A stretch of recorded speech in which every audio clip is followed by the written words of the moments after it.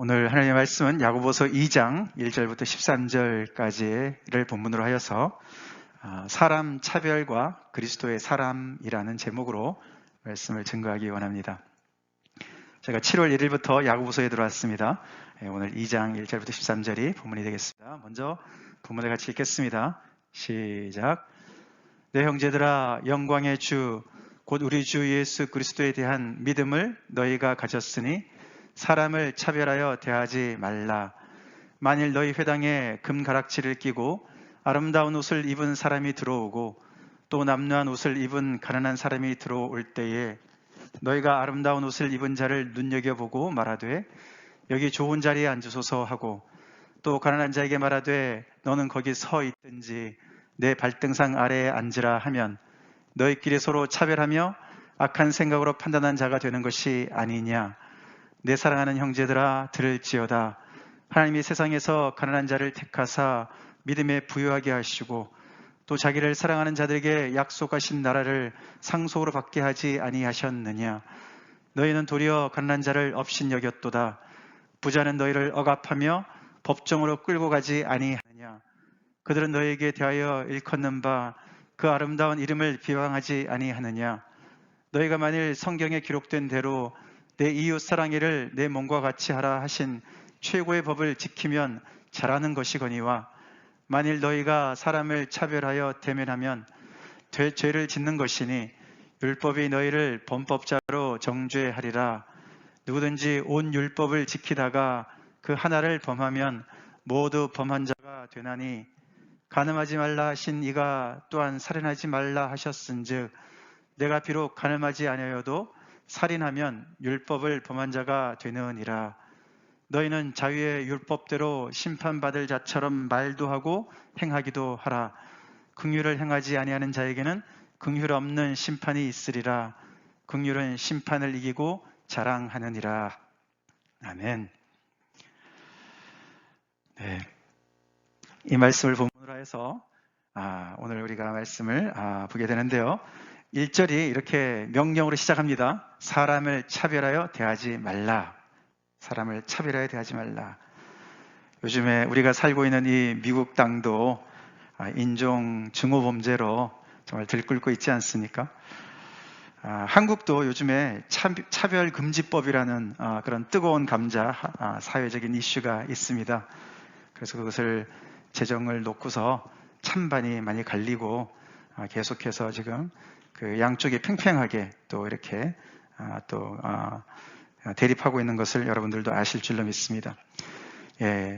어떤 직장에서 고용의 문제에서라든가 아니면 교육에서라든가 아니면 의료 어떤 그런 도움을 받는 데서 예를 들어서 성별이라든가 아니면은 인종이라든가 어떤 또 출신 국적이라든가 더 나아가서는 성적 지향 또는 성 정체성, 학력 이런 여러 가지 그런 조건을 가지고 차별을 두는 것을 금지하자 그런 것들을 이제 추진하고 있는데 또 거기에 많은 여러 가지 따르는 재반적인 많은 어려움들이 있는 것을 여러분들도 아실 줄로 믿습니다. 아마 이 글을 쓴 서신을 쓴 야고보가 있을 때도 교회 안에도 그런 문제가 있었던 것 같습니다. 어쩌면 그것이 그 당시에 뜨거운 감자와 같은 그런 사회적인 이슈이자 교회 내 이슈였었던 것 같습니다. 자, 이 야고보가 우리가 이제 오늘 이 2장에 들어왔지만 오늘 말씀을 사실 이해하려면 1장을 조금 더 우리가 살펴보는 것이 중요합니다. 전체적인 큰 문맥 속에서 오늘 이 명령을 우리가 봐야 되는데요. 여러분이 1장에 이미 묵상해 보셔서 아시지만 야고보는 예수님의 동생이라고 우리가 추정하지요. 12제자 중에 야고보가 아니라 근데 그가 이제 흩어져 있는 12지파에게 편지를 한다 이러고 이제 서신을 시작했습니다. 이 서신을 받는 대상은 흩어져 있는 12지파 즉 교회지요. 예수님을 믿는 성도들입니다. 그들이 흩어진 이유는 그 당시에 핍박과 박해가 심해서 그래서 아마 흩어진 것 같습니다. 아마 스데반의 일로 그 당시에 많은 그 예루살렘의 교회 성도들이 흩어지지 않았습니까? 그때가 아닐까라고 이야기를 합니다. 서신을 받는 이 사람들, 오늘로 말하면 교회이지요. 근데 1장에서 이 사람들이 어떤 사람들인가 정체성을 얘기하는데 첫 번째 그들은 하나님의 첫 열매인 사람들이다. 18절에 보시면은 피조물 중에서 하나님께서 그들을 첫 열매로, 너희를 첫 열매를 만드셨다. 어떻게 보면은 재창조를 시작하셔서 거기에 첫 번째 작품인 그런 귀한 존재들이라고 이 흩어져 있는 12지파 교회들을, 성도를 향해서 이야기를 하고, 또 그들은 앞으로 어떻게 될 사람들인가 하면은 생명의 면류관을 받을 사람들이다. 그렇게 해서 그들의 과거는 하나님으로부터 첫 열매가 된 그런 귀한 은혜를 받은 사람들이고, 미래에는, 종국에는 그들은 생명의 면류관을 받을 그렇게 영광스러운 그런 미래를 가진 사람들인데, 지금 현재는 흩어져 있는, 그래서 여러 가지 환난과 핍박 속에서 흩어질 수밖에 없는, 자기의 생활의 터전을 다 버리고 어떻게 보면 가족이랑 생일회를 하고도 그렇게 정말 믿음 때문에 흩어져 있는 12지파 교회를 향해서 이렇게 쓰고 있다고 이야기를 합니다. 그래서 이 사람들은 지금 현재는 시험을 참고 견뎌야 되는 사람들로 1장에서 이야기하고 있습니다. 전체적인 문맥이 그렇습니다. 시험을 참는 사람. 여기서 참는다는 것은 제가 새벽기도 때 말씀을 드린 것처럼 다 떠났는데 끝까지 자리를 지킨다, 그런 뜻이에요. 그게 참는다는 뜻이에요. 그래서 이 사람들이 하나님으로부터 은혜를 입어서 첫 열매가 되었지만 지금 그들이 처해 있는 상황 속에서 끝까지 자리를 지켜야 되는, 믿음의 자리를 지켜서 참아야만, 그 시험을 이겨야만 생명의 면류관을 얻게 되는 자리까지 갈 수 있다라고 전체적인 문맥에서 이야기를 하면서 이 야고보서의 아주 구체적인 이야기들을 풀어나갑니다. 근데 이런 와중에 야고보가 굉장히 강조하는 부분이 있어요. 그들이 어떻게 첫 열매가 되었느냐, 그리고 그들이 어떻게 시험을 참을 수 있느냐, 이런 문제에 있어서 말씀의 기능을 굉장히 강조합니다. 첫 번째로 그들이 어떻게 첫 열매가 되었냐고 얘기하냐면은 아까 18절 말씀에 보면은 진리의 말씀으로 하나님께서 우리를 낳았다, 너희를 낳았다, 교회를 낳았다, 이렇게 이야기를 하고 있습니다. 하나님께서 이 사람들을 진리의 말씀으로 낳았다. 그래서 하나님이 아버지가 되시는 거죠. 진리의 말씀, 복음을 얘기하는 것이죠. 그렇죠? 그 말씀으로 그들이 첫 열매가 된 것입니다. 첫 열매라는 것은 무엇입니까? 첫 열매는 앞으로 계속 추수가 이어져 오는 것이죠. 그죠? 그렇게 되는 것입니다. 그래서 이게 초대교회를 얘기하는 건데, 이 초대교회를 통해서 계속해서 하나님의 역사를 통해서 이제 많은 사람들이 하나님 앞에 돌아오는 역사를 이루었는데, 그 일을 하나님께서 진리의 말씀을 통해서 그렇게 그들을 낳았다라고 얘기합니다. 그리고 시험을 참는 것도 어떻게 참느냐? 다시 한번 말씀의 기능을 강조하는데 1장 21절에 마음에 심어진 말씀을 온유함으로 받아서 시험을 끝까지 참을 수 있다라고 이야기하고 있습니다. 진리의 말씀, 여기에는 마음에 심겨진 말씀이다라고 얘기를 합니다. 하나님의 말씀을 받았는데, 하나님의 말씀을 받고 복음을 받고 거듭난 사람들이 그 말씀을 듣고 그냥 끝난 것이 아니고 잊어버린 것이 아니라 그 말씀이 그들의 마음에 뿌리를 내리고 쫙 이렇게 심겨진 거예요. 그렇게 표현합니다.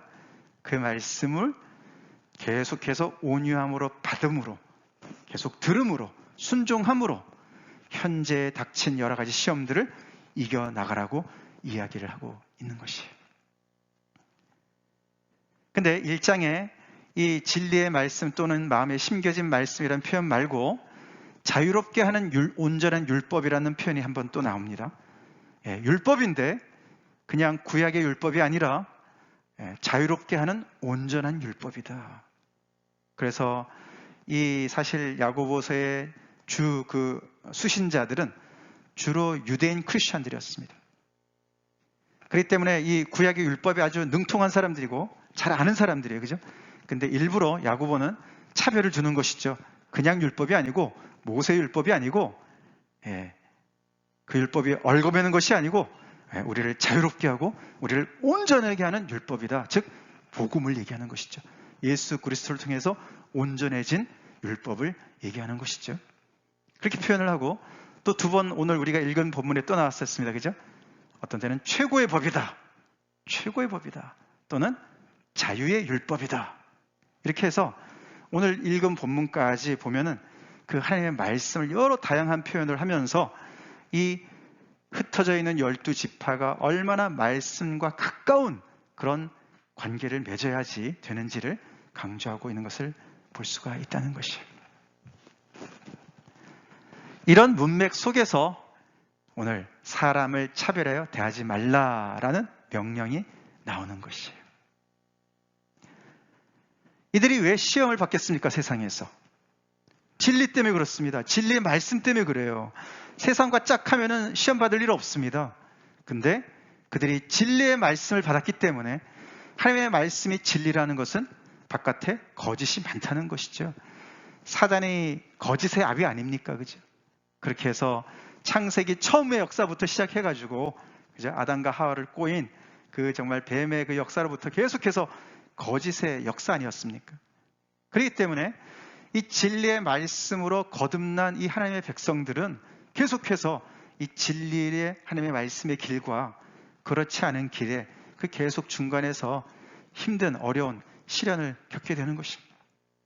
그래서 진리의 말씀으로부터 벗어나게 하는 유혹이 있고, 진리의 말씀으로 가기 때문에 오는 시련이 있고, 그죠? 그래서 이 시험이라는 것은 두 종류였습니다. 그죠? 같은 단어지만은 문맥에 따라서 어떤 것은 유혹이 되고 어떤 것은 시련이 되는 그런 와중에 백성들이 살고 있음을 야고보서가 잘 설명하고 있습니다.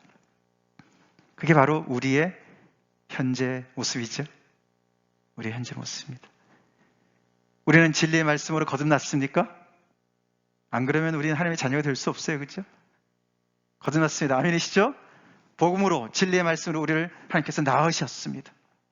그래서 우리는 더 이상 세상과 짝하지 않고 세상을 등지고 하나님을 향해서 살아가는 사람들입니다. 그리고 우리의 목적지는 생명의 면류관을 받을, 하나님께서 약속하신 그 생명의 면류관을 받을 그 정말 본향을 향해서 가고 있습니다. 근데 그 중간에 우리는 계속해서 시험을 당하고 있는 상황에, 그래서 1장 2절에 여러 가지 시험을 당하거든 온전히 기쁘게 여기라. 시험이 한두 가지가 아니에요. 그죠? 하나 끝나면 또 오고 또 오고 계속 굉장히 컬러풀한 그런 여러 가지 시험을 우리가 당하고 있습니다. 그러나 그 시험만 그냥 우리가 계속 당하면서 어떤 방향도 없고 목적도 없는 것이 아니라, 또 아무런 그런 도움이 없는 것이 아니라, 이렇게 하나님께서 우리에게 마음에 심어진 말씀으로 계속해서 우리를 인도하신다는 것이에요. 그런 와중에 이 야고보서가 그 정말 별명에 맞게 말이죠. 이 야고보서는 신약의 잠언이라는 별명이 있어요. 그래서 이 매일 성경이 참 그 편집을 잘한 것 같아요. 우리가 5월, 6월 두 달에 걸쳐서 잠언을 묵상하지 않았습니까? 그 바로 뒤에 이 야고보서를 이렇게 연결을 한 것이에요. 연결되는 말씀입니다. 그래서 잠언만큼이나 굉장히 구체적인 이슈를 많이 다룹니다. 그래서 어떤 그 성경학자들은 야고보서를 How to 매뉴얼이다, 그렇게도 또 붙이기도 합니다. 우리가 신앙이 그냥 원론적인 어떤 이론적인 것만이 아니라는 것이죠. 이론적이고 하나님의 말씀의 어떤 그런 신학적인 그런 그 근간의 어떤 얘기들도 많이 필요하지만, 그것을 우리가 어떻게 실생활에서 구체적으로 어떻게 그것을 적용할 것이냐, 이런 얘기를 많이 다루는 책입니다. 그 중에 오늘 하나가 이제 사람 차별의 문제예요. 이렇게 진리의 말씀으로 거듭난 그리스도인인데, 그 그리스도인들 중에서 교회 안에서 사람 차별을 한다? 세상도 하지 말라고 금지법을 만들고 있는 판에 교회에서 차별한다? 이제 이런 것을 다루고 있는 것입니다. 자, 그래서 오늘 이슈는 사람 차별을 하는데 그 기준이 부의 기준이죠. 그죠? 예, 부자냐, 가난한 자냐. 그래서 우리가 여기 사실 가상의 시나리오죠. 오늘 본문을 보면 만일 이렇게 되죠. 만일 너희 회당에, 여기 회당이라고 그래요. 그래서 아직도 어떻게 보면 교회, 초대교회의 어떤 초창기 시절 같습니다. 아시다시피 교회가 처음에는 회당에서 같이 모였었어요. 주로 유대인들, 크리스천들이었기 때문에. 그러다가 점점 더 이들이 유대교와 교회가 점점 다른 것을 알면서 이제 교회가 점점 핍박을 받게 되면서 회당으로부터 점점 멀어지게 되었죠. 교회로 따로 모이게 되었죠. 근데 아직 회당이라고 언급을 하고 있습니다. 자, 근데 만일 너희가 회당에서 지금 예배 중에 있는데 금가락지도 끼고 아름다운 옷을 입고 오는 사람이 있고 남루한 옷을 입고 온 가난한 사람이 있는데 너네가 겉을 외양만 보고서 판단해서 부자인 사람한테는 여기 앉으세요. 좋은 자리를 내어주고 가난하게 보이는 사람은 앉든지 말든지 서든지 이렇게 해서 되겠느냐. 그런 이야기를 가상의 시나리오를 얘기하고 있습니다만 그런 이야기들이 이제 벌어지는 것이죠. 자, 그럼 이 구체적인 이런 사례를 우리가 이 하나님의 말씀을 기준으로 해서 어떻게 이 야고보가 풀어나가는을 우리가 보게 되는 거예요. 오늘 2장이 그런 말씀입니다. 사실 오늘 구체적인 이슈는 사람 차별의 이슈지만 이것이 다른 것으로도 우리가 충분히 적용이 가능한 그런 이야기들입니다. 근데 야고보는 이렇게 1장 끝부분에 얘기합니다. 제가 쉽게 정리해서 이 말씀을 드리는 건데요.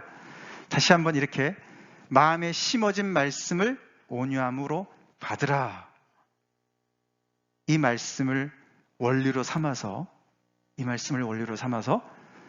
거울 보듯이 말씀을 보라 라고 얘기하고 있습니다. 거울을 보듯이 말씀을 보라.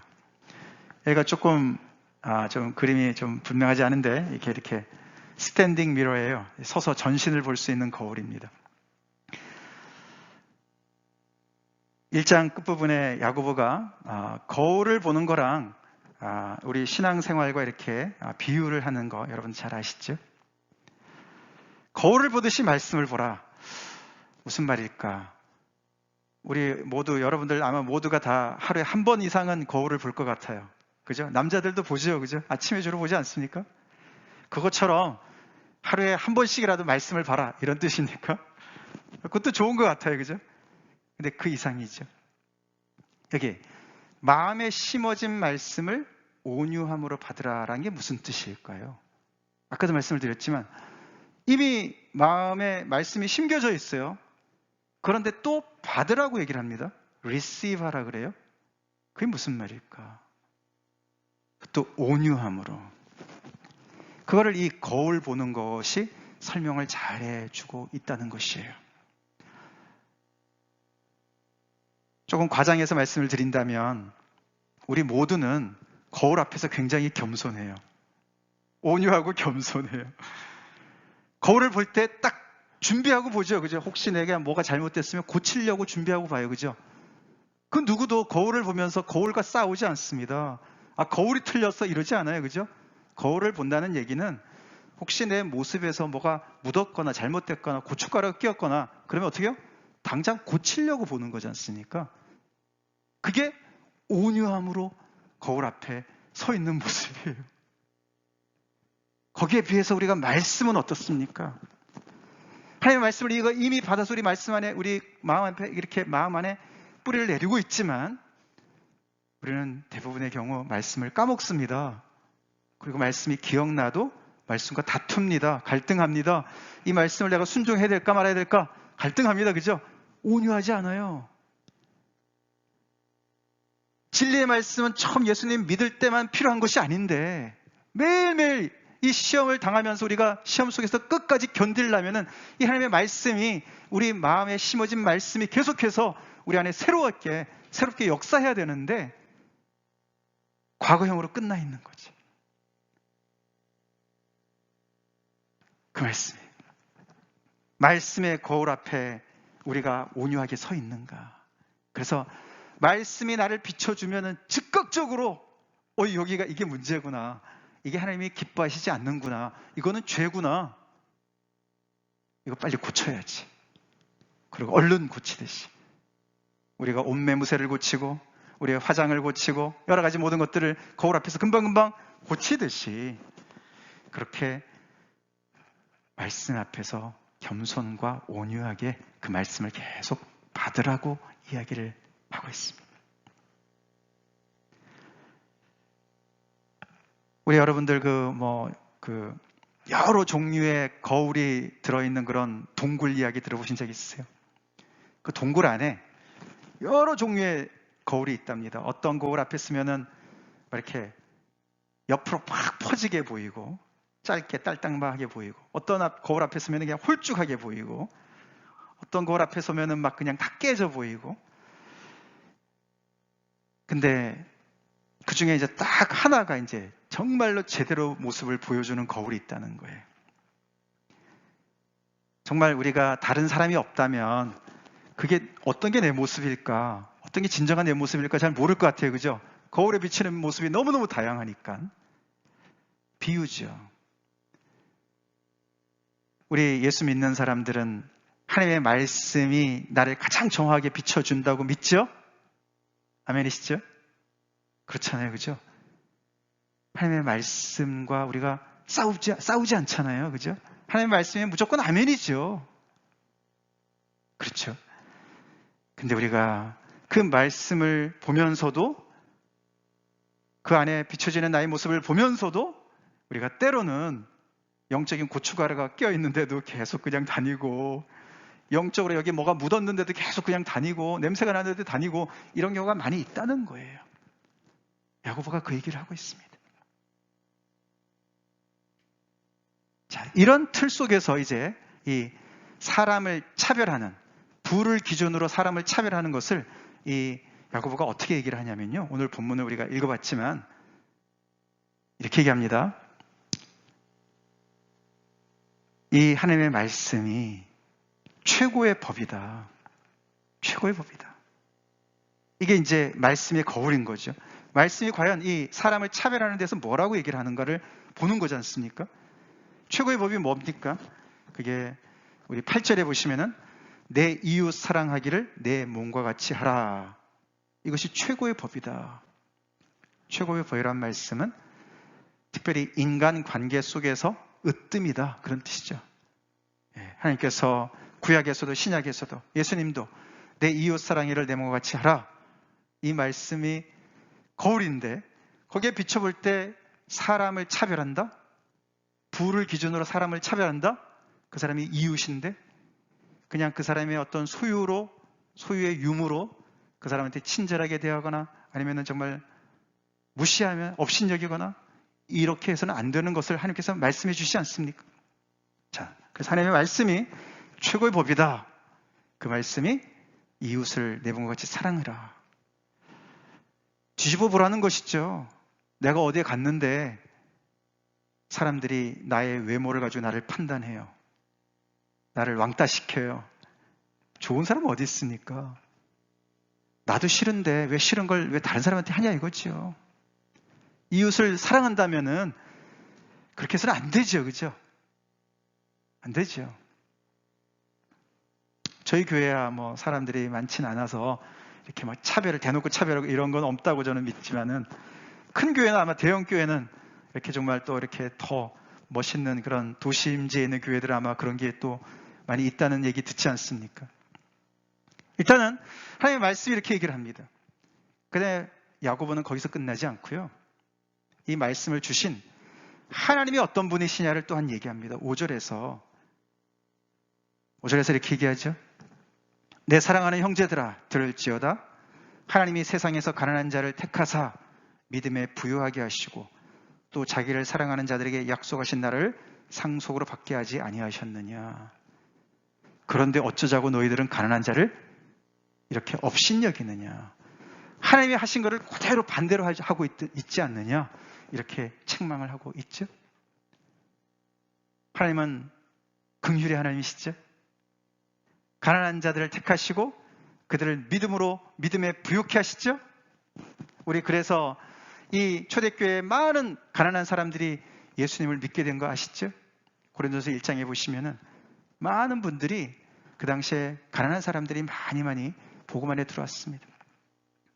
아, 그럼 하나님은 차별하시는 거 아닙니까? 하나님은 가난한 자들을 더 이렇게 우선 대우하는 거 아닙니까? 라고 우리가 생각할 수가 있겠습니다만, 그런 하나님은 분명히 사람을 외모로 취하지 않으신다, 그런 말씀이 여기저기 많이 나오죠. 예를 들어 신명기 10장 17절에 사람은 외모로 보지 아니하시죠.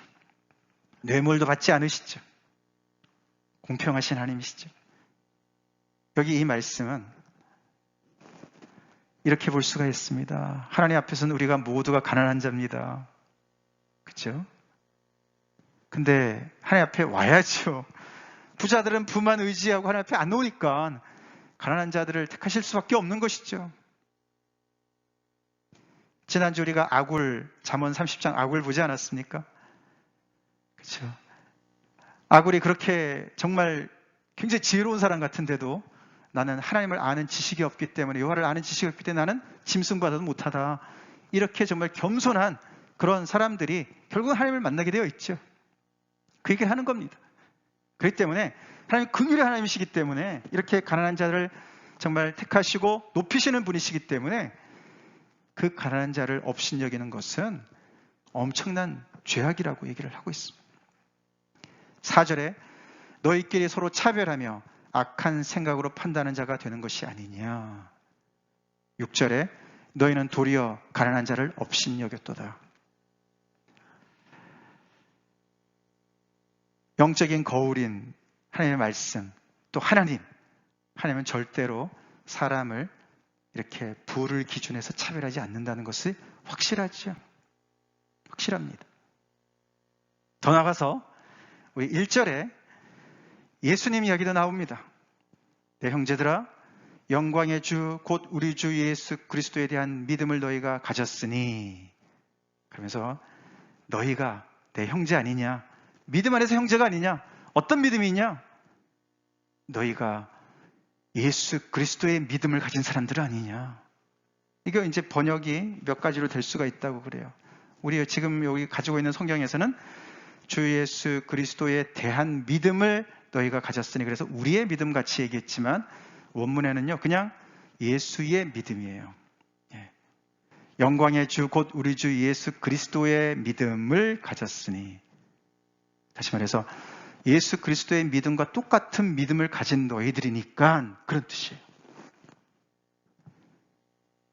왜 예수님께서 어떻게 영광의 주가 되셨습니까? 우리가 너무 잘 알지 않습니까? 예수님이 사람 차별하는 거 보셨습니까? 아니잖아요, 그죠? 특별히 가난하다고 업신여기고 막 그냥 지체놓고 돈 많고 권력 있고 그런 사람들한테 갔습니까? 아니잖아요, 그죠? 모두에게 열려 계셨고, 특별히 가난한 자들, 죄인의 친구, 사회적인 약자의 친구, 그런 예수님이 아니셨습니까? 그리고 그것 때문에 밑보여가지고 십자가까지 죽으시고 달려 죽으시고, 십자가의 그 정말 엄청난 그런 정말 모멸을 당하시지 않으셨습니까? 그렇게 십자가의 수치를 통해서 영광의 주가 되신 분 아니십니까? 그렇게 해서 전체적으로 하나님을 봐도 그렇고 예수님을 봐도 그렇고 이 하나님의 말씀을 봐도 그렇고 이 거울에 비춰볼 때 부의 기준으로 사람을 차별하는 것은 전혀 성도로서 앞뒤가 맞지 않는 것이라는 것이죠. 앞뒤가 맞지 않는다. 부의 기준으로 사람을 차별하는 것을 우리가 잘 압니다. 그건 틀린 거 알아요, 그죠? 근데 다른 기준으로 사람을 차별해도 될까? 아까 제가 쭉 읽어드렸는데요. 자그마치 23가지 정도가 지금 법안에 들어가 있답니다. 한국 법안에. 그 중간에 이제 그런 어떤 성소수자에 대한 이야기들, 요즘에 굉장히 이제 어려운 그런 주제라고 합니다. 근데 여기서 보지만 차별을 다 없애면 우리 인간들이 평등하고 좋은 사회가 될 것이다. 그렇게 얘기하지 않습니다. 야고보는. 그렇죠? 그렇지 않습니다. 여기서 계속 기준이 뭡니까? 기준이 하나님의 말씀이에요. 하나님이세요. 아멘이십니까? 하나님이세요. 그래서 정말 우리가 이 문제를 고민해야 돼요. 이런 관점에서 고민을 해야 돼요. 정말 그런 예를 들어서 성소수자들이 또 당하는 여러 가지 어려움들이 있는 것 같습니다. 그 사람들도 보호를 받아야 될 것 같습니다. 근데 우리는 하나님이 아니기 때문에 하나님의 이런 말씀의 거울에 비춰서 하나님의 말씀의 기준에 맞춰서 우리가 정말 하나님 앞에 긍휼을 베푸는 사람들이 되어야 될 줄로 저는 믿습니다. 그렇게 볼 때 우리는 이런 하나님의 말씀 앞에서 내가 만약에 사람을 차별한다면은 내가 거울을 보면서도 나의 모습을 고치지 않는 거랑 똑같다라는 것으로 결론을 내릴 수가 있는 것이죠. 놀랍죠? 우리가 그냥 우리 매일 아침에 보는 거울은 우리가 거울을 본다고 우리가 예뻐질 수 있을까요? 조금은 뭐 도움이 되겠죠, 그죠?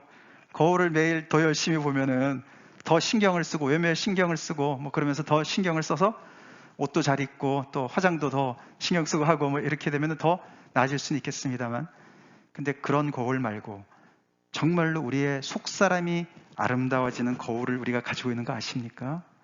그게 하나님의 말씀입니다. 하나님의 말씀을 우리가 계속 들여다보고, 여기도 보면 들여다본다는 표현이 나옵니다. 1장 25절에 자유롭게 하는 온전한 율법을 들여다보고 있는 자는, 거울을 계속 들여다보면서 나의 모습을 더 고치는 그런 사람들 이상으로 하나님의 자유롭게 하는 온전한 율법을 더욱더 들여다보는, 굉장히 세심하게 주의를 기울여서 들여다보는 그런 하나님의 말씀, 거기에 맞춰서 우리가 점점 더 순종해 나가면, 온유한 마음으로 우리가 받게 되면은 우리의 속사람은, 우리는 굉장히 아름다운 사람으로 변해갈 것입니다. 아멘이십니까? 놀라운 축복이에요. 우리가 그런 말씀을 마음에 받은 사람들이에요. 우리 마음에 심겨진 사람들이에요. 그런 말씀이, 그런 거울을 우리가 소유한 사람들이에요. 그러니까 열심히 봅시다. 열심히 보고 온유한 마음으로 받읍시다. 말씀을 보면서 말씀의 기준에 따라서 내가 계속해서 나의 삶을 고쳐나가는 그런 은혜가 있길 우리 간절히 기도합시다.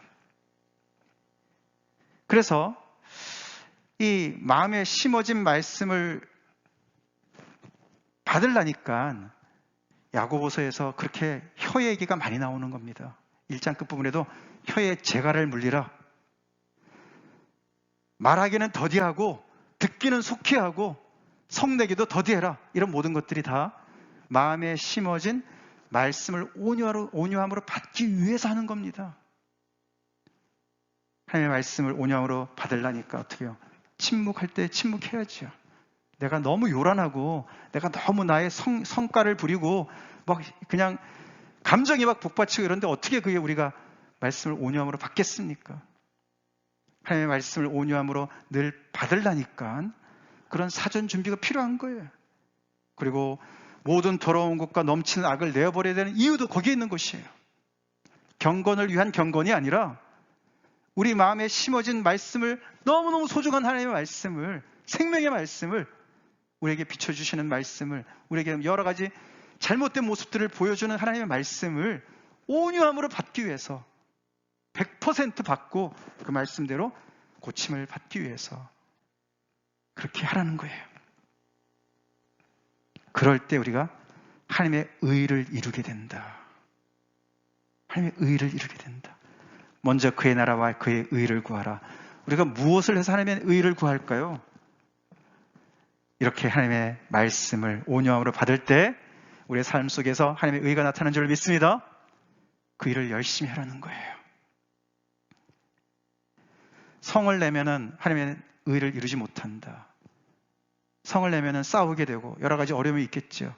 그러면 하나님의 의를 이루지 못한다. 그 말도 맞습니다. 그러나 우리가 내가 내 안에서 내가 하나님의 말씀대로 순종해서 계속해서 하나님을 닮아가는 내 속사람이 정말 아름다워지는 그런 모든 기회들을 다 상실하는 것 또한 포함되는 거예요.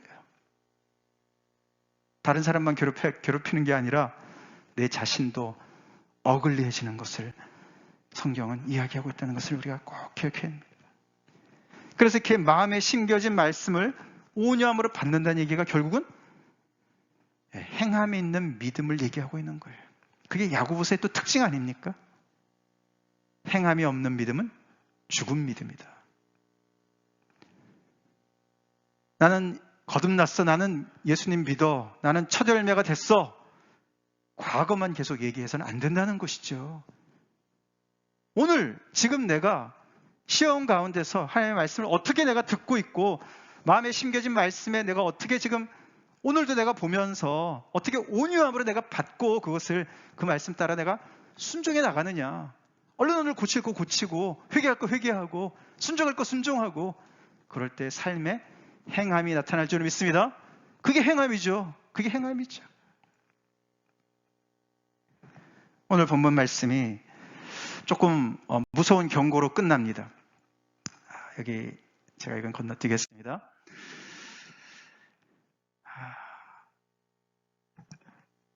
이 부분이 몇 절입니까? 12절입니다. 너희는 자유의 율법대로 심판받을 자처럼 말도 하고 행하기도 하라. So speak and so act. 이게 이제 원문이 이렇게 되어 있어요. 그렇게 말하고 그렇게 행하라. 그렇게가 뭘까요? 그렇게. 말도 하고 행해야 되는데 그렇게 하라는 거예요. 그게 뭐냐면은 율법대로 심판받을 자처럼 말하고 율법대로 심판받을 자처럼 행하라. 그렇게 얘기하는 거예요. 근데 그냥 율법이 아니라 자유의 율법이에요. 또 다시 한번 야고보가 구약의 율법과 대조해서 신약의 온전한 율법을 설명하고 있습니다. 하나님의 말씀을 설명하고 있습니다. 예수님으로 말미암아 온전케 된 말씀을 얘기합니다. 그죠? 율법은 자유를 속박하는 것 같은데 아니죠. 그죠? 자유의 율법이에요. 자유를 주는 율법이라고 얘기하고 있습니다. 근데 여기 마지막에 그 율법대로 심판을 받게 될 것이라고 경고하고 있어요. 그것을 염두에 두고 말을 하고 염두에 두고 행하라고 경고하고 있다는 것이에요. 그게 12절 말씀인데 13절에 이런 말씀이 나오죠. 같이 읽어보겠습니다. 긍휼을 행하지 아니하는 자에게는 긍휼이 없는 심판이 있으리라. 긍휼은 심판을 이기고 자랑하느니라. 이웃을 향해서 긍휼을 행하지 않는 자들, 가난하다고 업신여기는 자들, 그렇게 긍휼 없는 심판을 받게 될 것이다. 그렇게 얘기하는 거예요. 심판, 그럼 우리는 너무나 두렵습니다. 그죠? 그렇지만 긍휼을 아는 사람들은 심판을 걱정할 거 없다. 그게 그 얘기입니다. 긍휼은 심판을 이기고 자랑하느니라. 그 말씀이에요. 긍휼을 안다는 것은 긍휼의 하나님을 안다는 것이고, 긍휼의 하나님을 아는 것은 그런 긍휼의 마음으로 이웃을 대하는 것과 연결되어지는 것이죠. 그렇기 때문에 심판을 걱정할 필요가 없다라고 이야기를 합니다. 심판 때는 하나님에게 벌만 받는 것이 아닙니다. 우리가 1장 12절에 하나님부터 상을 받는 것도 있습니다. 같이 읽겠습니다. 시험을 참는 자는 복이 있나니 이는 시련을 견디어낸 자가 주께서 자기를 사랑하는 자들에게 약속하신 생명의 면류관을 얻을 것이기 때문이라. 시험을 참는 자, 끝까지 자리를 지킨 자, 견디어낸 자는 생명의 면류관을 얻을 것입니다. 최종적으로 얻을 것이라는 거예요. 그러나 지금 이 땅에서도 우리가 시험을 이기는 그런 하나님의 말씀을 온유함으로 잘 받는 사람들은 점점 더 하나님을 닮은, 예수님을 닮은 생명력이 넘치는 그런 인생을 살아갈 것입니다. 그 약속이에요. 죽어서만 받는 것이 아닙니다.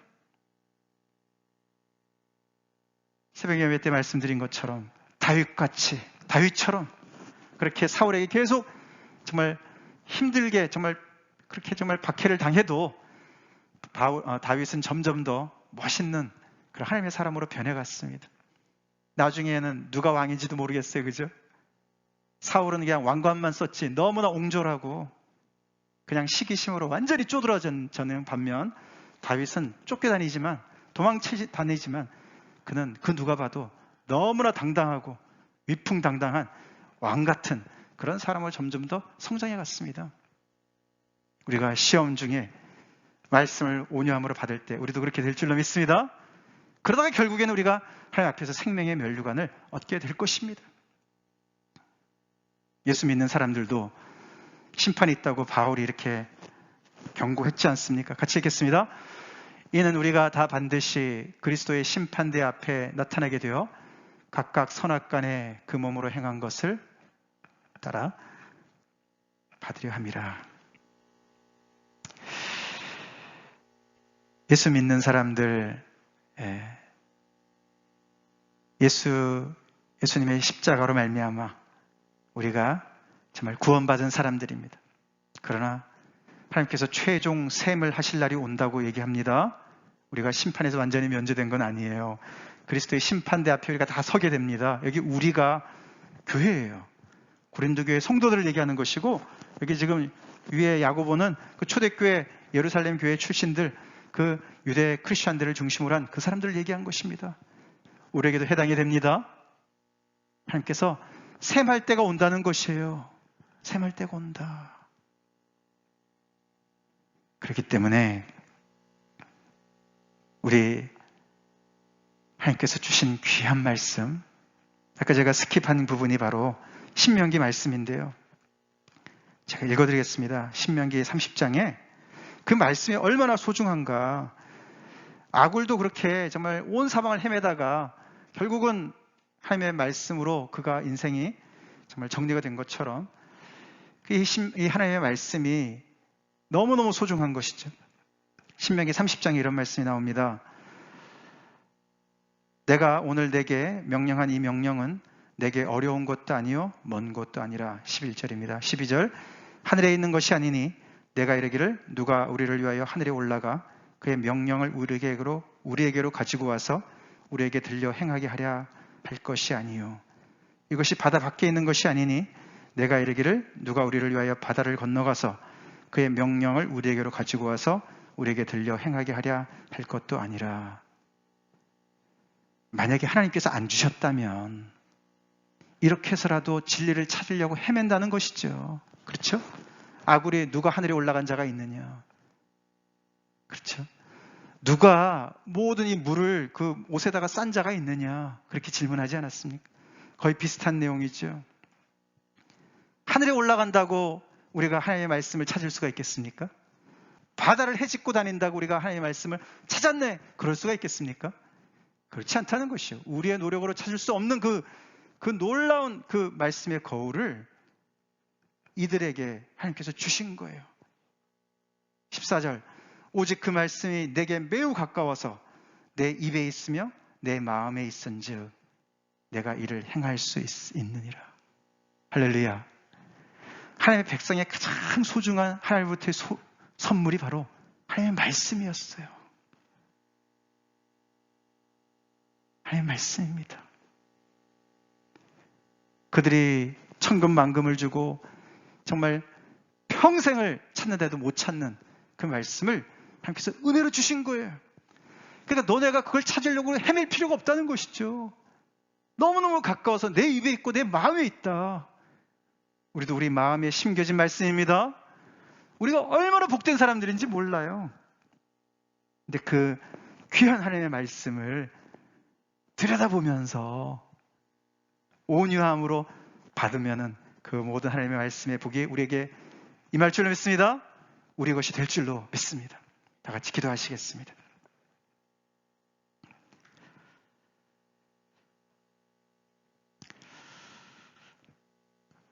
오늘 우리가 부를 기준으로 한 사람 차별이었지만 이 땅에는 여전히 많은 차별이 존재합니다. 우리 그리스도인들은 하나님의 엄청난 긍휼을 입은 사람들입니다. 이 땅의 모든 벽을 허물러 오신 예수님 아닙니까? 그게 십자가 아닙니까? 근데 하나님이 허무신 벽을 우리가 혹시 세우고 있는 것 없습니까?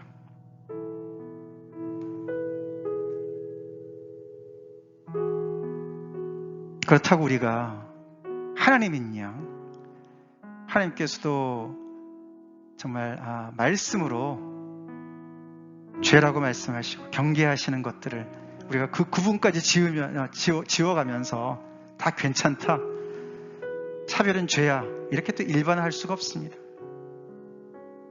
우리는 겸손히, 우리가 입법자가 아니기 때문에 우리가 재판관이 아니기 때문에 우리는 그 하나님의 귀한 말씀 앞에 순종해야 될 책임이 있는 사람들이죠.